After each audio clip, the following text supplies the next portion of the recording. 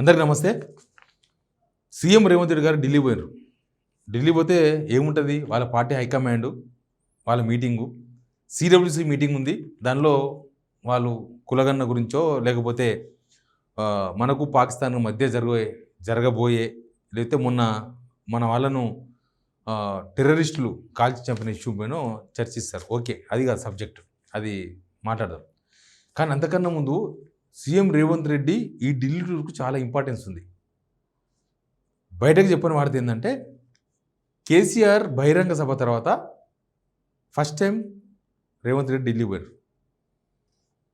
CWC మీటింగ్లో సోనియా గాంధీ గారు ఉంటారు, రాహుల్ గాంధీ గారు ఉంటారు, మిగతా వాళ్ళందరూ ఉంటారు, మిగతా రాష్ట్ర ముఖ్యమంత్రులు. అక్కడ జరిగే చర్చ కాదు, పార్టీ హైకమాండ్ దగ్గర ఒక పెద్ద చర్చ కేసీఆర్ మీటింగ్ సంబంధించింది. ఏమైంది అసలు ఢిల్లీలో, రేవంత్ రెడ్డి ఈ టూర్కున్న ఇంపార్టెన్స్ ఏంది, కేసీఆర్ సభ గురించి ఢిల్లీలో ఏం చర్చ జరుగుతుంది, ఏం అడగొచ్చు, ఏం చెప్తారు, ఇట్లాంటి చాలా చాలా చర్చలు నడుస్తున్నాయి. దీనిపైన మాట్లాడకన్నా ముందు సిగ్నల్ టీవీ సబ్స్క్రైబర్స్ అందరికీ థ్యాంక్స్. సబ్స్క్రైబ్ చేసుకొని వాళ్ళు ఉంటే సబ్స్క్రైబ్ చేసుకోండి. సబ్జెక్ట్లోకి పోదాం డైరెక్ట్గా. మధ్యాహ్నం 1 గంటకు బయలుదేరిండ్రు, ఢిల్లీ పోయినరు. 4 గంటలకు సిడబ్ల్యూ మీటింగ్, రాత్రికి పార్టీ హైకమాండ్ పెద్దలను కలవబోతున్నారు. మీటింగ్ కాకుండా ఇండివిజువల్గా. ముఖ్యంగా కేసీఆర్ సభ గురించి ఒక పెద్ద చర్చ కాంగ్రెస్లో ఇక్కడి నుంచి ఢిల్లీ దాకా నడుస్తుంది. ఏమైందంటే, ఇంటెలిజెన్స్ రిపోర్ట్లు ఇంటెలిజెన్స్ వాళ్ళు ఇచ్చిండ్రు, జనం ఎంతమంది వచ్చిండ్రు, ఎట్లా వచ్చిండ్రు, ఏంది ఏం కథ. ఇక ఢిల్లీ వాళ్ళు తీసుకున్న రిపోర్ట్లు కూడా డిఫరెంట్గా ఉంటాయి. ఇక్కడ నుంచి కొంతమంది రిపోర్ట్లు పంపించిండ్రు ఆల్రెడీ, పార్టీకి సంబంధించిన వాళ్ళు. ఇక్కడ ఏంటి కేసీఆర్ సభ ఏంది, ఎందుకంటే కేసీఆర్ సభ అదేదో వాళ్ళేదో 25 సంవత్సరాలు అయిన సభనే కానీ చూడడానికి అవకాశం లేదు. సంవత్సరంన్నర కూడా ఇంకా పూర్తి కాలేదు, అప్పుడే ఒక పెద్ద సభ పెట్టడంతోన బీఆర్ఎస్ మళ్ళీ కోలుకునే పరిస్థితులను క్రియేట్ చేసుకుంటున్నారు వాళ్ళు. బీఆర్ఎస్ మళ్ళీ యథాస్థితికి రానికే ఆ మీటింగ్ చాలా ఉపయోగపడ్డది వాళ్ళకి. సేమ్ టైం ప్రభుత్వం మీద ఉన్న వ్యతిరేకత, జనాలు ఏమనుకుంటున్నారు ప్రభుత్వం విషయంలో, KCR speech point to point, జనాల నుంచి వచ్చిన స్పందన, గ్రామాల నుంచి వచ్చిన జనం, ఇదంతా అందరికి తెలుసు. ఇంటెలిజెన్స్ కూడా రిపోర్ట్ చేసింది. ఇక సభ అయిపోయిన తర్వాత పొంగులేటి శ్రీనివాసరెడ్డి గారు, సీతక్క గారు, రకరకాల మంత్రులు రేవంత్ రెడ్డి ఇంటి దగ్గరనే ఫుల్ స్పీచ్ చూసి అప్పటిదప్పుడే ఆగలేక ప్రెస్ మీట్ పెట్టిన సందర్భం కూడా మనం చూసినాం. తర్వాత పార్టీ రాష్ట్ర వ్యవహారాల ఇన్ఛార్జ్ మీనాక్షి నటరాజన్ ఇక్కడ నుంచి ఒక రిపోర్ట్ తీసుకున్నారు. పీసీ చీఫ్ దగ్గర నుంచి కాదు, పీసీ చీఫ్ ఇస్తే ఇవ్వచ్చు రిపోర్ట్, కానీ ఆమెకు ఇక్కడ ఉన్న పార్టీ లాయలిస్టులు కొద్ది మందితో మాట్లాడి అసలు ఈ సభ ఏంది, ఈ సభ వల్ల కాంగ్రెస్ ప్రభుత్వం మీద ఏమైనా ఎఫెక్ట్ పడుతుందా, అసలు దీన్ని ఏ విధంగా చూడాలి, ఈ సభ ఇట్లా సక్సెస్ కావడానికి ఏ విధంగా చూడాలి, ఇట్లాంటి కొన్ని కోణాలలో కొన్ని ప్రశ్నలతో ఇక్కడ నుంచి ఒక రిపోర్ట్ ఢిల్లీకి తీసుకున్నారు. ఆమె తీసుకున్నారంటే ఆ రిపోర్ట్ రాహుల్ గాంధీకి పోతుంది, పార్టీ హైకమాండ్ అందరికి పోతుంది, అందరి దగ్గర ఆ రిపోర్ట్ ఉంటుంది. ఇక్కడ హైకమాండ్ వ్యూ అనేది చాలా ఇంపార్టెంట్. ఇక్కడ వీళ్ళు మస్తు మాట్లాడచ్చు, జనమే రాలేదని మాట్లాడచ్చు, లేకపోతే వాళ్ళందరికీ డబ్బులు ఇచ్చి తీసుకొచ్చినని మాట్లాడచ్చు, లేదా మందు దాపించి తీసుకొచ్చినని మాట్లాడచ్చు, బస్సులు పెట్టించి తీసుకొచ్చినని ఉండొచ్చు, ఏమని ఉండొచ్చు. కానీ ఇన్ని సంవత్సరాల రాజకీయ పార్టీ కాంగ్రెస్కి ఒక వ్యూ ఉంటుంది, కాంగ్రెస్ హైకమాండ్కి. వీళ్ళు ఇచ్చే రిపోర్ట్లో వీళ్ళు మాట్లాడే మాటలు కాదు. ఎందుకంటే రుణమాఫీ చేసినామంటున్నారు, రైతు భరోసా ఇచ్చినామంటున్నారు, అసలు జనమంతా తెలంగాణలో కాంగ్రెస్కు నీరాజనం పలుకుతున్నారని చెప్తున్నారు. ఏకంగా ఇక్కడ జరిగిన కులగణన విషయాన్ని మేము ఆదర్శంగా తీసుకుంటామని రాహుల్ గాంధీ ప్రకటించేస్తున్నారు. కానీ ఇంటర్నల్ వేరుంది. ఒక యుద్ధ బేరీలాగా కనిపించింది వాళ్ళకి సభ, ఒక యుద్ధ బేరీ. ఇది ఇక్కడ స్టార్ట్ అయింది. ఇప్పటిదాకా రాష్ట్రంలో ఎలక్షన్స్ రాలేదు, ఎవరి బలం ఎంతో తేలలేదు, కాంగ్రెస్ బలం తగ్గిందా ఏమైందో తెలియదు, బీఆర్ఎస్ బలం పెరిగిందా ఏమో తెలియదు, బీజేపీ బలం ఏందో ఎవరికి తెలియదు, ఏ ఎగ్జామ్ రాయలే ఎవరు. కానీ ఈ సభ ఒక పరీక్షలాగా కనిపించింది కాంగ్రెస్కి, ఒక పరీక్ష. ఆ సభ కనుక ఫెయిల్యూర్ అయితే 100% కాంగ్రెస్ కన్నా సంతోషపడాలి ఎవరు లేరు. ఇప్పుడు ఈ సభ సక్సెస్ కావడంతో ఏమైంది తెలుసా, ప్రభుత్వం పడిపోవాల్సిన అవసరం లేదు, ప్రభుత్వం పడిపోయినంత ఆందోళన చెలరేగింది. ఎందుకంటే జనం ఓట్లు వేస్తేనే ప్రభుత్వం వచ్చింది. ఆ జనమే మళ్ళీ తిరగబడితే ఇప్పుడు కాంగ్రెస్ హైకమాండ్కు చాలా సమాధానాలు చెప్పాల్సి వస్తుంది. వాళ్ళ దగ్గర ఉన్న ప్రశ్నలు మనకేం తెలియదు. కానీ వాళ్ళు చేసిన వాళ్ళ సర్వేలో ఈ సభ కాంగ్రెస్ పైన ఒక యుద్ధ బేరీలాగా కనిపించిందట, ఒక యుద్ధ బేరీ టైపు. అంటే ప్రభుత్వం మీద జనాల్లో ఇంత అసంతృప్తి ఉందా, బయటికి వీళ్ళు కూడా మాట్లాడతారు. చూసినాం కదా ఆ రోజు ముఖంలో నెత్తురు చుక్క లేదు, మాట్లాడేసిండ్రు బయటకు వచ్చి. కానీ అసలు విషయం సమాధానం చెప్పలేదు. మనం లాస్ట్ 2-3 డేస్ నుంచి చూస్తున్నాం రేవంత్ రెడ్డి గారి ఫ్రస్ట్రేషన్.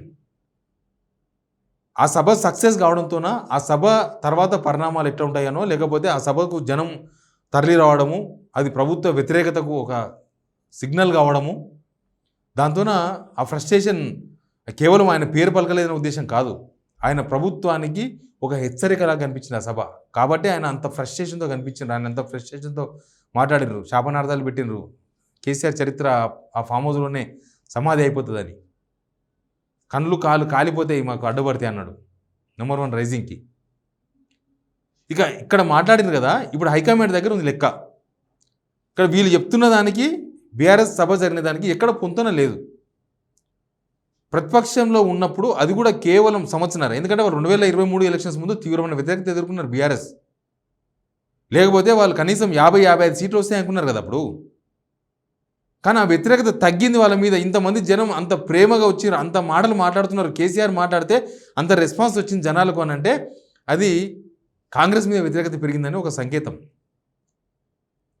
ఇప్పుడు ఢిల్లీలో ఉన్న వాళ్ళకు ఉండే రిపోర్ట్ వాళ్ళకు ఉంది. ఇప్పుడు దాని మీద చర్చ. ఈ సభ ఒక కాంగ్రెస్కు ఒక బాంబులాగా పరిగణించకపోవచ్చు, అంటే ఒక బాంబులాగా వాళ్ళు భావించకపోవచ్చు. కానీ ఇక్కడ ఏదో జరుగుతుంది తెలంగాణలో. కాంగ్రెస్కు ప్రమాద గంటికలు కనిపిస్తున్నాయి. కాంగ్రెస్ విషయంలో మనం అనుకున్నంత లేదు. ఇక్కడ సీఎం చెప్తున్నట్లుగానో, కొంతమంది మినిస్టర్స్ మాట్లాడుతున్నట్టుగానో లేదు. Situation not under control. ఇక్కడ కంట్రోల్లో లేదు, కాంగ్రెస్ అండర్ కంట్రోల్లో లేదు. కాంగ్రెస్ మీద జనాల్లో తీవ్రమైన అసంతృప్తి ఉంది. మనం ఇవన్నీ దేశవ్యాప్తంగా ప్రచారం చేసుకోనికి ఇవన్నీ వాడుతున్నాం, కానీ అసలు తెలంగాణలో సిచ్యువేషన్ ఎట్లా ఉంది అనేది ఆ సభ ద్వారా అర్థమైంది. ఇప్పుడు ఢిల్లీలో అదే పంచాయతీ.